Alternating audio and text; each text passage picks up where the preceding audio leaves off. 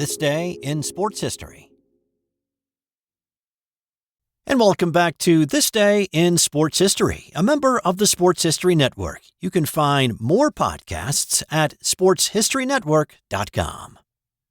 It's January 29th, and on this day in 1995, Steve Young finally got the proverbial monkey off his back. It had been 5 years since the 49ers had won a Super Bowl.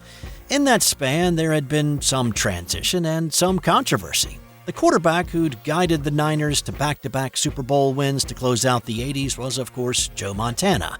In the 1990 NFC Championship game against New York, Montana had injured his elbow, and that injury caused him to miss all of 91 and a good portion of the 92 season. Well, Steve Young had been the backup to Montana, and he stepped into the role with barely a hiccup. But in 91, the Niners missed the playoffs for the first time in a decade.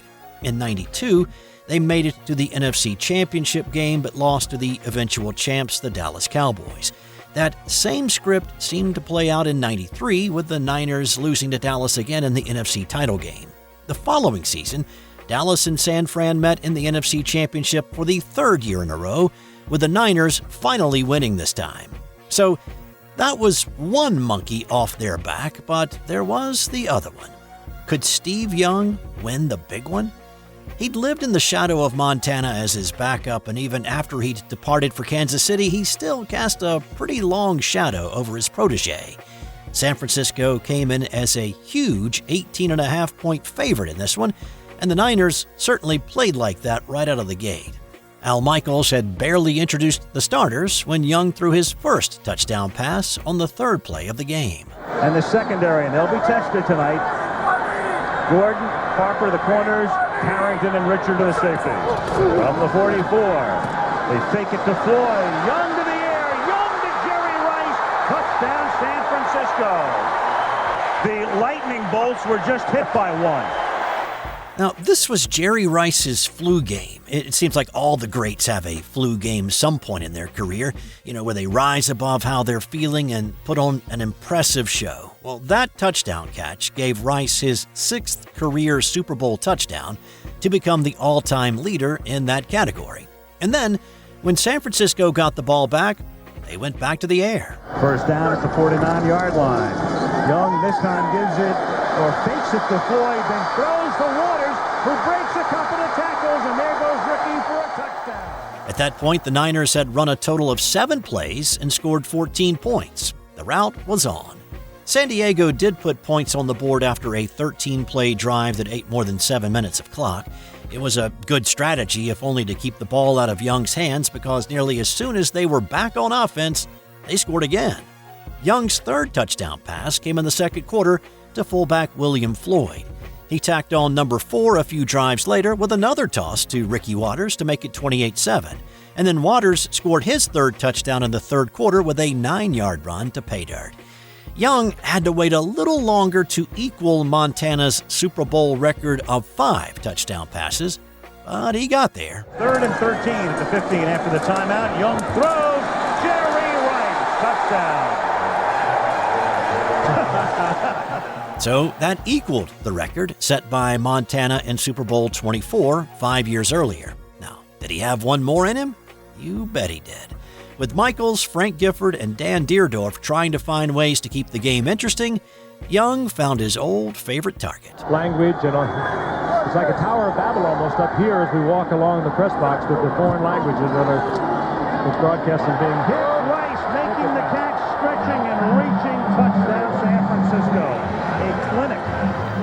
6 touchdown passes, 3 to Rice, 2 to Ricky Waters, and Steve Young had officially and with authority stepped out of the shadow and into his own light.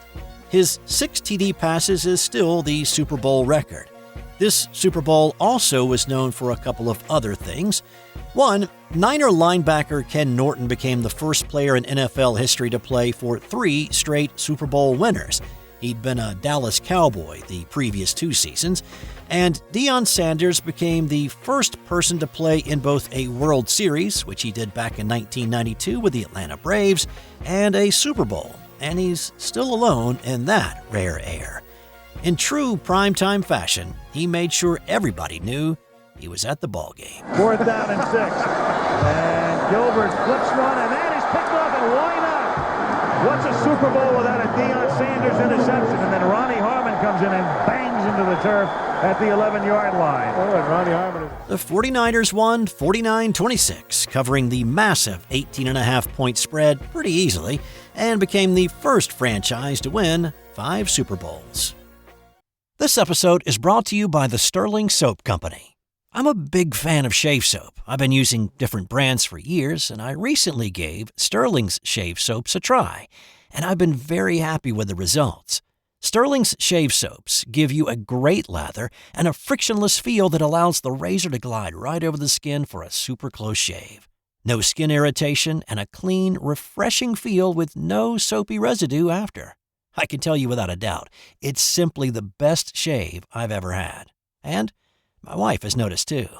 And here's the thing. With the ability to purchase 1-ounce sample pucks, you can try out different scents to find the right one for you. Give Sterling Soap a try today. Visit sterlingsoap.com. That's STIRLING soap.com. On this day in 2012, golfer Brandt Snedeker got a bit of a surprise. He'd just wrapped up his final round of the Farmers Insurance Open in La Jolla. He'd signed his card and he was talking to the media about his second-place finish. He was pleased how the day had gone. He'd been 7 strokes back at one point during the day. He had a nice, strong finish with a birdie on the 72nd hole to get to 16 under, and it had him enthused about what was to come.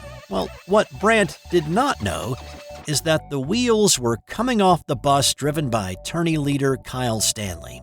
Stanley came to the 18th hole with a 3-shot lead and ready to cash his first PGA Tour check. He had a gorgeous approach to 18, which hit the middle of the green, but it had a little bit too much backspin, and it rolled off the green, down a slope, and looked like it was going to stop, and then it picked up speed again and hopped into the water hazard.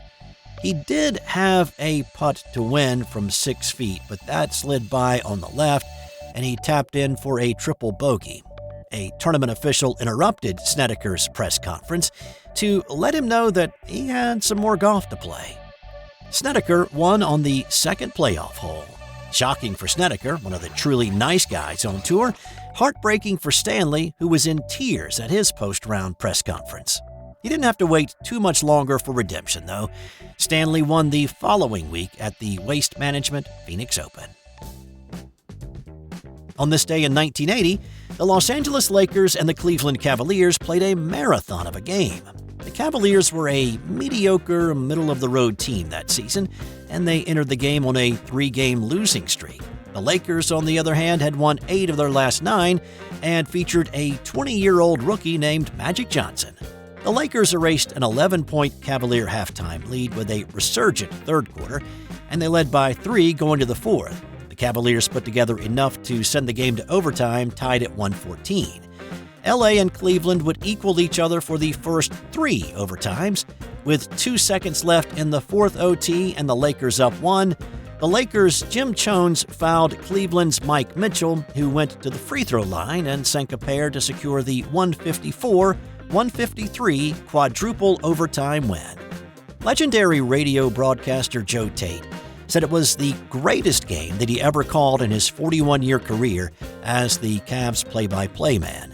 Lakers head coach Paul Westhead was obviously not happy to have played 68 minutes and get nothing for it, but his big memory of that game is not what happened on the court, but what happened off it, saying, "I remember there were so many timeouts that we ran out of things to say." Interestingly enough, despite this being a high-scoring game even with the extended time, there was not a single three-pointer made and only 1 attempted that night. This was the first year that the league had added the three-point arc to the court, and adoption was a little bit slow. The win was not a spark for the Cavs either. They went on to lose 4 straight after this one and finish 8th in the Eastern Conference and out of the playoffs. The Lakers did not let the loss bother them too much. They went on to win their 7th NBA title a few months later. Also on this day, it was a banner day for Halls of Fame. In 1936, the first Baseball Hall of Fame elections were made and included Ty Cobb, Babe Ruth, Christy Mathewson, Honus Wagner, and Walter Johnson. In 1963, the first class of NFL Hall of Famers were elected, with Red Grange, Jim Thorpe, and George Halas among those selected for induction. And time now for That's Got Nothing to Do with Sports. Did you know? About 25% of the world's population sneezes when they see a bright light.